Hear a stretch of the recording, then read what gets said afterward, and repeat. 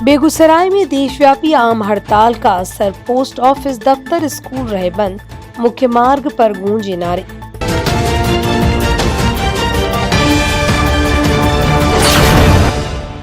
नमस्कार, मैं अंजना शर्मा और आप देख रहे हैं बेगूसराय न्यूज प्लेटफॉर्म। आइए शुरुआत करते हैं आज की खास खबर से। को जिन्होंने आज के ऐतिहासिक बंद को सफल बनाने में अपनी पूरी योगदान दिया।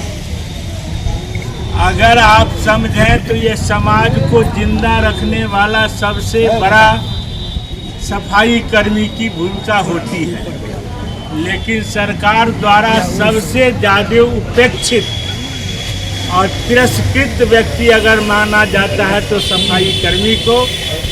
आज ये खुशी की बात है कि जिस देश के अंदर न केवल संगठित औद्योगिक क्षेत्र के मजदूर, सरकारी कर्मचारी, विभिन्न बैंक, विभिन्न पोस्टल, विभिन्न तरह के संगठनों में काम करने वाले लोग हड़ताल पर हैं, सफाई कर्मी, रिक्शा कर्मी हड़ताल पर हैं और गांव के किसान और मजदूर भी हड़ताल के मैदान में हैं।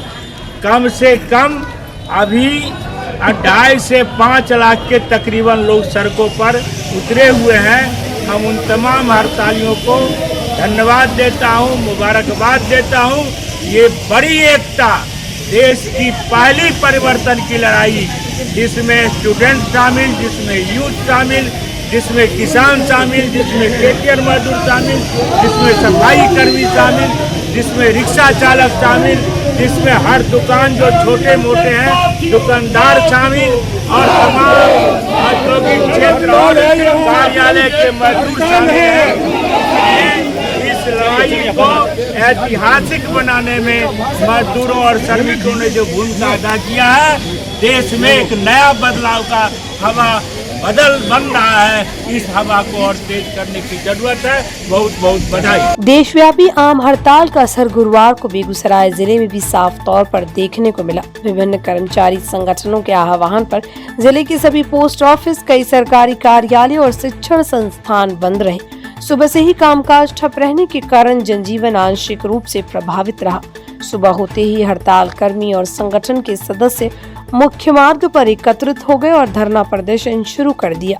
प्रदर्शनकारियों ने सरकार के खिलाफ जोरदार नारेबाजी की और अपनी लंबित मांगों को लेकर आवाज बुलंद की। धरना स्थल पर बड़ी संख्या में कर्मचारी मौजूद रहे, जिससे माहौल आंदोलनमय बना रहा। प्रदर्शनकारियों का कहना था कि उनकी मांगों को लंबे समय से नजरअंदाज किया जा रहा है। जब तक हमारी मांगों पर ठोस निर्णय नहीं लिया जाएगा, तब तक आंदोलन जारी रहेगा। हड़ताली कर्मियों ने स्पष्ट शब्दों में कहा। उन्होंने चेतावनी दी कि यदि जल्द समाधान नहीं निकला तो आंदोलन को और तेज किया जाएगा। धरना के कारण मुख्य मार्ग पर कुछ समय के लिए यातायात प्रभावित हुआ। हालांकि प्रशासन की ओर से सुरक्षा के व्यापक इंतजाम किए गए थे। पुलिस बल की तैनाती के बीच स्थिति पूरी तरह नियंत्रण में रही और किसी अप्रिय घटना की सूचना नहीं है। आम हड़ताल के चलते डाक सेवाएं ठप रहीं, सरकारी दफ्तरों में सन्नाटा पसरा रहा और कई शिक्षण संस्थानों में पढ़ाई नहीं हो सकी। आम नागरिकों को आवश्यक कार्यों के लिए परेशानी का सामना करना पड़ा। फिलहाल जिले में स्थिति सामान्य है, लेकिन हड़ताल ने यह संकेत जरूर दे दिया कि कर्मचारी संगठनों का असंतोष गहरा है। अब सबकी निगाहें सरकार की अगली रणनीति और प्रदर्शनकारियों की मांगों पर होने वाले निर्णय पर टिकी हैं। मजदूरों को शोषण करने के लिए भारत के संविधान को बदला जाता है। 74वां संविधान संशोधन करके अस्थायी 4th ग्रेड की नौकरी को समाप्त करके उसको आउटसोर्सिंग एनजीओ में बदल दिया गया है, जिसे हम लोग नगर निगम के कर्मचारी, सफाई कर्मचारी, तमाम लोग हम घोर निंदा करते हैं और विरोध करते हैं। क्या नाम हुआ? और मेरा नाम दिलीप मल्लिक है। यहाँ जो जत्था देख रहे हैं सफाई कर्मियों का, इसमें 20 बार 30 वर्ष से लगातार आज के तिथि में वो कार्यरत है और सुप्रीम कोर्ट बार बार कह रहे हैं कि 10 साल जो काम किया है उसको अस्थायी माना जाएगा। यह परंपरा को सरकार लागू नहीं कर रहा है। माननीय हम सुप्रीम कोर्ट से, सर्वोच्च न्यायालय से आग्रह करूंगा कि सरकार की मजदूर विरोधी नीति के खिलाफ आप कानूनी कार्रवाई करें और जो मजदूरों को हक है 10 बरस काम करने के बाद अस्थायी किया जाए उन्हें अविलंब स्थायी करें। भारत के प्रधानमंत्री एक है और एक कानून होना चाहिए, जबकि हर राज्य में अलग अलग मजदूरी। ऐसा क्यों? देखिए, आज 10 केंद्रीय ट्रेड यूनियन, सेवा संघ और फेडरेशन, एसकेएम, तमाम मजदूर किसान संगठनों की एकता के बल पर आज 4 लेबर कोड रद्द करो, ग्राम जी कानून, मनरेगा पर हमला बंद करो, गैस बेचना बंद करो, सार्वजनिक उद्योगों को बेचना बंद करो, रेलवे, हवाई जहाज, पथ मार्ग बेचना बंद करो, अमेरिका के साथ समझौता करके भारत के घरेलू खुदरा बाजार को लूटने की नीति पर रोक लगाओ और बेरोजगारी दूर करने, ठेका, संविदा, आउटसोर्सिंग जो बेरोजगारी बढ़ाने वाला कानून है उस कानून को रद्द करो, श्रम कानून की हत्या बंद करो, 29 श्रम कानून की हत्या करने वाला 4 लेबर कोड नहीं चलेगा। ये सारे सवाल आज हमारे हैं। हमारे सवाल हैं, खेती किसानी पर हमला करके किसानों के एमएसपी कानून को लागू नहीं करने की नीति के खिलाफ आज पूरे भारत के तमाम लोग हम एकताबद्ध आम हड़ताल पर हैं और हमारा हड़ताल सफल है। हमारे संयोजक प्रहलाद जी बोलेंगे। आज का जो आम हड़ताल है, क्या कहेंगे उसको लेकर? देखिए, आम हड़ताल पिछले बार भी हुए हैं, लेकिन पिछले बार हड़ताल में सभी तबका शामिल नहीं था।